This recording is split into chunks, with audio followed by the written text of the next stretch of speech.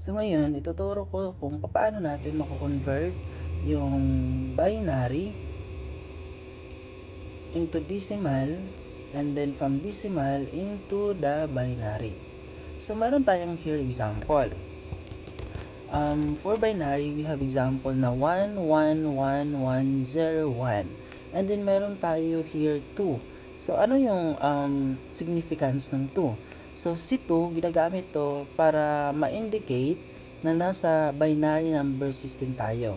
Kasi alam natin na si binary number is nasa 2 digits siya. Kaya 2 yung number dito. And then sa decimal number naman, si decimal number is 10 digits. Kaya meron tayong subscript na 10. Kaya kailangan natin ma-understand kung ano yung significance ng mga subscript na to. Okay? Again, kapag 2 yung subscript, meaning nasa binary tayo. And then kapag ang subscript is 10, nasa decimal number tayo. So, in this example, paano natin i-convert yung binary into decimal? For example, here equals, so i-convert natin into the decimal. So, lalagyan natin dito ng 10 para ma-indicate na nasa from the binary, i-convert natin into the decimal. Kaya 10 dito yung ilalagay natin. So, paano natin i-convert yung binary into the decimal? So, meron tayong tinatawag na a method na ginagamitan ng binary notation. Ano yung tinatawag nating binary notation? So, yung binary notation, ito, kung paano nakukuha yung binary notation. Example, ito yung way. So, 2 raised to 0, 2 raised to 1, 2 raised to 2, and 2 raised to 3, and then 2 raised to 4, 2 raised to 5, and so on. 5, 6, 7, and so on. But yung digits natin is 1, 2, 3, 4, 5, 6. So 6 lang. So lagyan pa natin dito ng 2. And then yung value naman, so 2 raised to 0, the answer is 1. Kasi any number na yung exponent is 0, yung answer is 1. So 2 raised to 1 is 2. 2 raised to 2 is 4. And then 2 raised to 3 is 8. And then raised to 4 is 16. Yan. And then 2 raised to 5 is 32. And then 2 raised to 6 is 64. So 64 lang until yung notation natin muna ngayon kasi until 6 la 1 2 3 4 5 6. Actually hanggang 5 lang to. Okay. So paano natin i-convert gamit yung notation na to? This is the notation, the binary notation. Okay. So, kailangan natin i-place. So, itong mga value na to, ito na yung value sa binary notation. Ito yung gagamitin natin para ma-convert yung binary. So, papaano? So, isusulat natin to. We have 1, 1, 1, 1, 0, and then 1. So, yung nakuha nating values dito galing sa binary notation, ipi-place natin. So, here, first digit, 1, 2, 4, 8,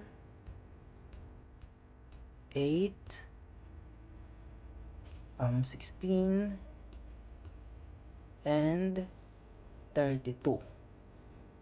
3, and then 2. And then, pagkatapos nun, i-multiply natin. Papaano? So, 1 times 1 is 1.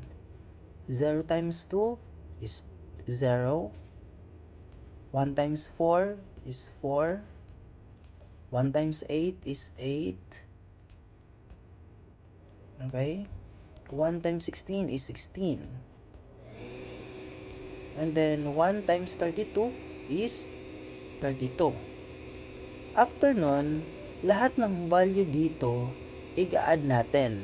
So, 1 plus 0, plus 4, plus 8, plus 16, and then plus 32. So, kailangan natin makuha yung values kapag i-add natin lahat sila. Okay, I have here my calculator. 32 plus 16 plus 8 plus 4 plus 1. The answer is 61. So, ang value nito is 61. Okay? So, yan yung way kung paano natin mako-convert yung binary into the number system. Yan yung way kung paano natin i-convert yung binary into the decimal. Okay? Gets? So, another example. So, ibaba lang muna natin to. Okay. So, ngayon, from 61, so, i-check natin kung tama na yung sagot natin. So, from 61, okay, another example. We have a problem na 1, 1, 0, 0, 1. And then, the indicator na 2, which is the binary, naka-binary siya, i-convert natin into the decimal. So, paano natin i-convert? Okay? So, first step, isusulat natin to 1, 1, 0, 0, and then 1. And then, kung ano yung placement dito sa binary notation, yan yung isusulat natin. So, we have 1. Oops. Meron tayong 1, 2, 4, 8, and 16. Okay? So, ano na yung next na gagawin? I-multiply natin.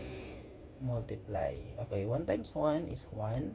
0 times 2 is 0. 0 times 4 is 0. 1 times 8 is 8. And 16 times 1 is 16. Okay, nakuha na natin. So, ano yung next step? So, i-add natin ito lahat. Okay? So, 16 plus 8 plus 1. The answer is 25. Okay. Ito na si 25. Okay?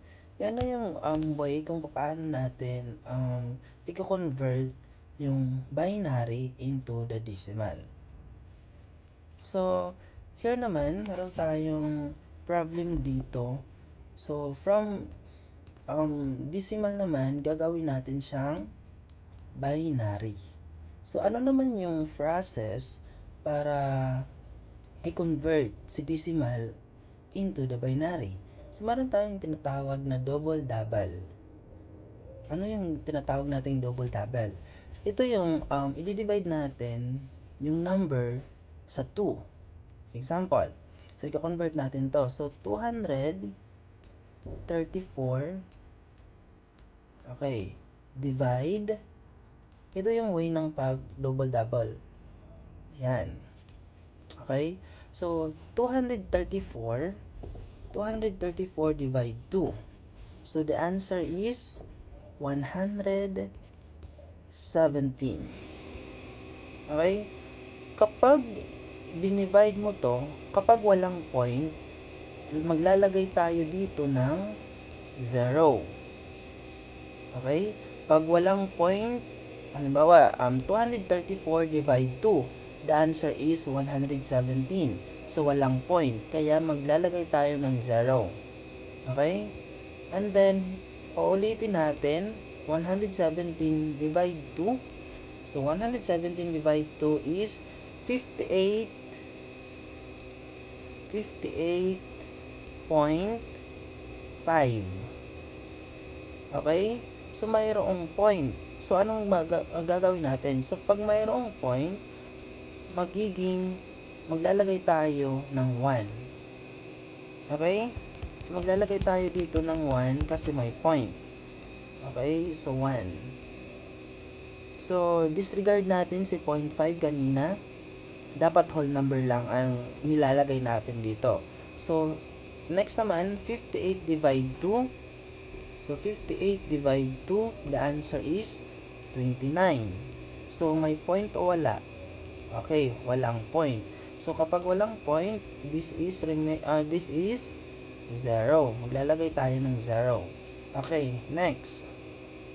29 divide 2, the answer is 14.5. So, mayroong point. So, kapag mayroong point, maglalagay tayo ng 1. Very good. Okay, next. 14 divide 2 is 7. So, may point wala. Okay, wala. So, maglalagay tayo ng 0 kasi walang point. Next naman. So, 2. Maglalagay tayo ng 2. So, 7 divide 2 is 3.5. Mayroong point. Kaya, mayroon tayo here 1. Okay? Next, divide 2. So, 3 divide 2 is 1.5. So, 1.5. So, mayroong point. Kaya, maglalagay tayo dito ng 1. Okay, next naman. 1 divide 2 is 0.5. 0.5. May 0.5. So, anong gagawin natin? 0.5. So, mayroong point. So, meaning, maglalagay tayo dito ng 1. Okay? And then, since 0 na yung value dito, stop na natin yung pag-divide. So, yung answer natin is 1110110. So, yung pagsulat ng sagot is from the lower tungo sa taas. Okay, so the answer is 1110110.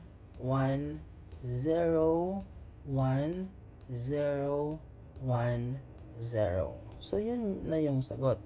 1111010.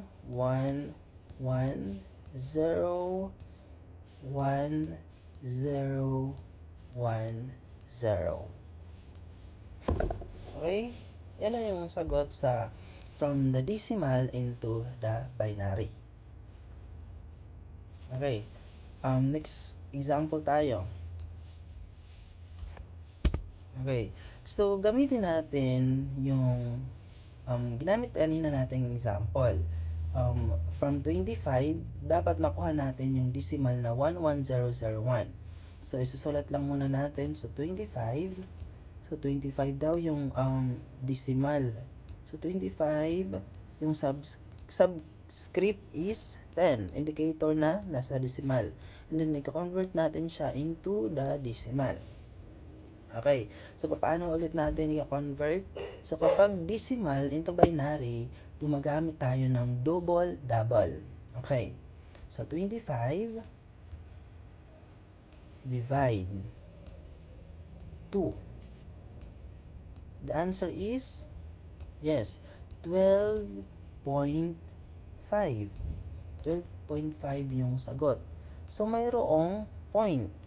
So, pag mayroong point, automatic na 1 dito. Okay? Next. 12 divide 2 is 6. May point o wala? Wala.